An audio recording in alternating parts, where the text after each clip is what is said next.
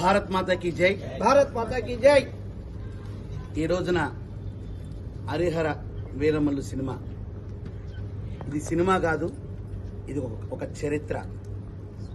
సనాతన ధర్మం అనే విధానాన్ని ముందు తరాల వారికి అందించాలని సదుద్దేశంతో మాన్యశ్రీ పవన్ కళ్యాణ్ గారు ఈ సినిమా ద్వారా ఏదైతే మొఘలులు హిందూ ధర్మం మీద, భారతదేశం మీద ఎలా దాడులు చేశారో, హిందూ ధర్మాన్ని అణిచివేయటానికి వారి మత వ్యాప్తి కోసం జిజియా పన్ను ఎలా విధించారో అనేది స్పష్టంగా ఈ సినిమా ద్వారా నికార్సుగా చూపించారు.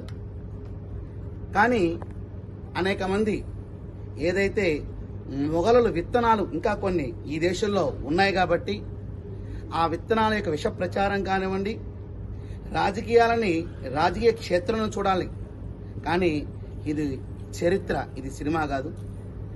ఇటువంటి చక్కటి సందేశాత్మకమైన సినిమాని ఇప్పుడు తరాల వారికి అందిస్తూ మరొక్కసారి బానిస భారతదేశాన్ని చూడకుండా ఉండాలి హిందువులు అనే సదుద్దేశంతో అద్భుతంగా ఈ దర్శకులు మరియు నిర్మాత మాన్యశ్రీ పవన్ కళ్యాణ్ గారికి మేము గట్టిగా మా మద్దతు తెలుపుతున్నాం.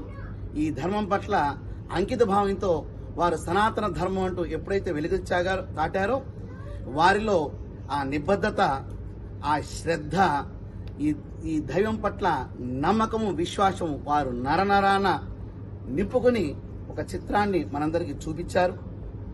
ఈ విషయంలో హిందూ సమాజం అంతా కూడా వారికి రుణపడి ఉంది. మీరు చెప్పిన మార్గాన్ని ప్రతి ఒక్కరూ పాటించుకుంటూ ముందుకు సాగాలని, ఈ భారతావనిలో మరి కేంద్రంలో మాననీయ నరేంద్ర మోడీ గారి యొక్క సుపరిపాలన, రాష్ట్రంలో కూటమి సుపరిపాలన మీద అద్భుతంగా సాగుతున్న ఈ సమయంలో హిందూ చైతన్య స్ఫూర్తిని మీరొక్క భారతీయులు మరొకసారి నింపే గొప్ప చరిత్ర ఈ సినిమా.